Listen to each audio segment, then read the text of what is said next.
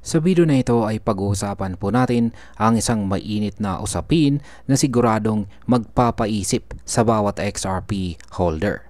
Ayon po sa isang eksperto, hindi raw sapat ang presyo ng XRP na nasa $3 para sa napakalaking papel na dapat po niyang gampanan sa kinabukasan ng global finance. Oo, tama po ang narinig ninyo mga ka-crypto.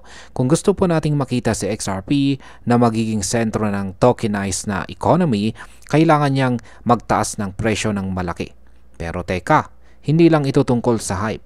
May mga matitibay na dahilan at technical na analysis kung bakit po sinasabi ng ilang mga eksperto na posibleng umabot pa sa XRP sa $1,000 o higit pa sa mga susunod na taon.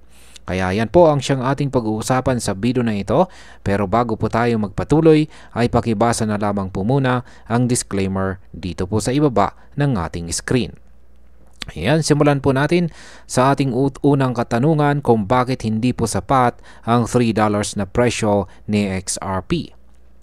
Ayon po sa isang kilalang crypto founder na si Versan Algera, siya po ang co-founder ng Black Swan Capitalist, ay hindi raw compatible ang presyo ng XRP na $3 sa papel na dapat po niyang gampanan sa hinaharap ng tokenized finance.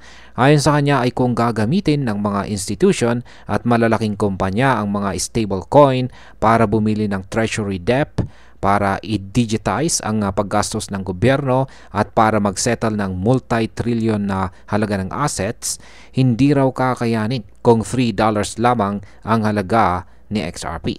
Dahil dito ay sinabi rin ni Ginong Algera na dapat tumaas si XRP kung gusto talaga natin na maging pangunahing bridge asset ito sa mga institutional transactions. Ano po ang papel ni XRP sa hinaharap ng finance?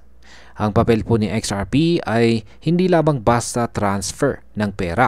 Isa po siya sa mga tinuturing na bridge asset o tagapamagitan ng mga transaction sa pagitan ng iba't ibang pera, tokenized assets at saka stable coins. Kapag mababa po ang kanyang presyo ay ibig sabihin mababa rin ang kanyang capital efficiency.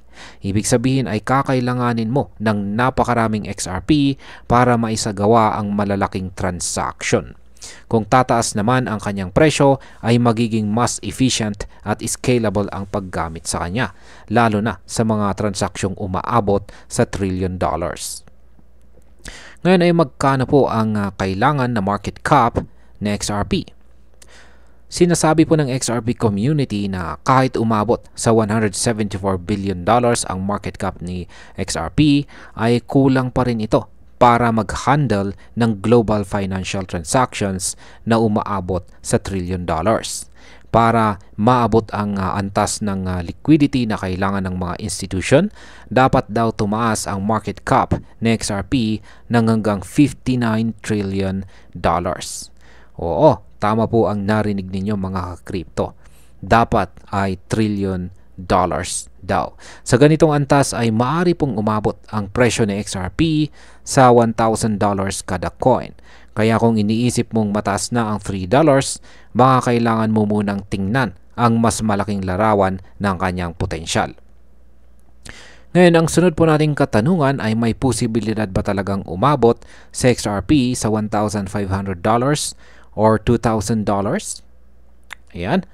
Hindi lamang po si Ginoong Algera ang nagsasabi ng posibilidad na tataas pa itong sa XRP.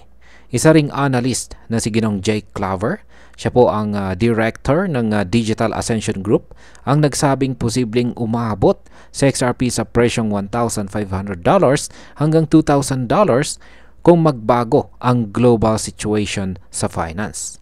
Ayon sa kanya, kung magkakaroon po ng financial crisis or economic instability sa mga traditional na system, ay kakailanganin ng mga institution ang isang neutral at highly liquid na asset.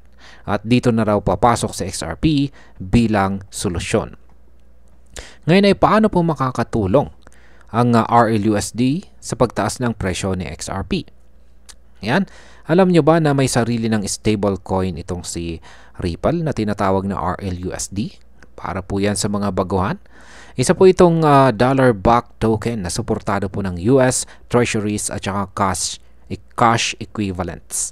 Sa loob lamang po ng 8 buwan or 8 months ay umabot na agad ito sa $577 million na market cap. At dahil tumatakbo ito or nag-ooperate po ito sa XRP Ledger at gumagamit po ng XRP para sa transaction fees, malaki po ang posibilidad na tumaas din ang demand kay XRP habang lumalaki itong si RLUSD. Ngayon ay ano naman po ang kinalaman ng Circle at saka USDC sa paglawak ni XRP? Ayon po sa isang ulat ay sinubukan daw bilhin ng Ripple ang Circle, ang kumpanyang nasa likod ng stablecoin na USDC. At yan po ay sa halagang $4 to $5 billion.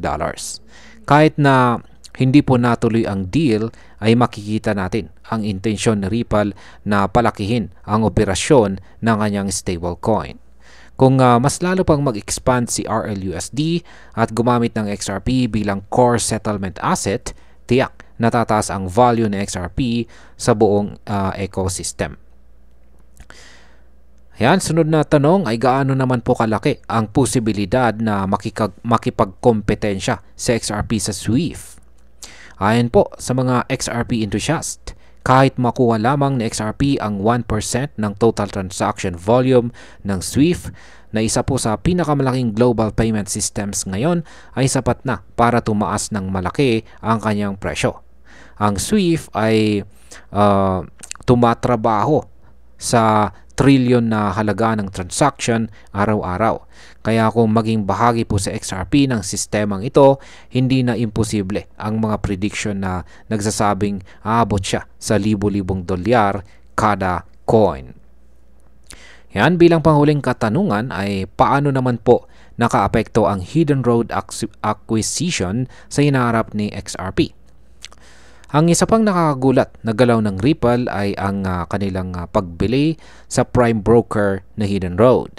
Ang kumpanyang ito ay may koneksyon sa isang US settlement system na may $11 trillion na daily turnover. Sa madaling salita ay malapit ito sa napakalaking institution sa finance. Kapag na-integrate sa XRP sa mga ganitong sistema, hindi lang tayo nakatingin sa presyo na triple digits, kundi posibleng quadruple digits pa. At ayan, bilang mga Pinoy crypto enthusiasts ay mahalaga pong maunawaan natin ang long-term value ng mga hawak nating assets.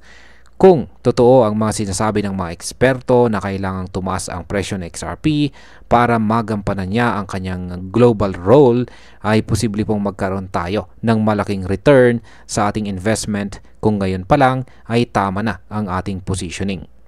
Gayunpaman ay mahalaga ring tandaan na ang crypto market ay puno po ng volatility, kaya dapat ay maging maingat pa rin po tayo sa ating pagdidesisyon. Ang pagkakaroon po ng sapat na kaalaman at maayos na risk management ang siyang susi sa tagumpay sa larangan ng crypto trading. At bilang panghuli, para po sa akin, ay may malakas na posibilidad na tumaas si XRP kung matutupad ang lahat ng development na nabanggit natin. Ang mga galaw po ni Ripple sa stablecoin market, ang integration kay Hidden Road, at ang paggamit ng XRP sa institutional payments ay mga konkretong hakbang papunta sa mas mataas na demand. Pero huwag po nating kalimutan na ang tagumpay ng XRP ay nakasalalay hindi lamang sa technology kundi sa kung paano po ito tatanggapin ng mga institution at gobyerno. Kaya habang umaasa po tayo sa kanyang potensyal ay maging alerto pa rin po tayo sa mga pagbabago sa global financial landscape. At ayan, hanggang dito na lamang po tayo sa video na ito mga ka-crypto.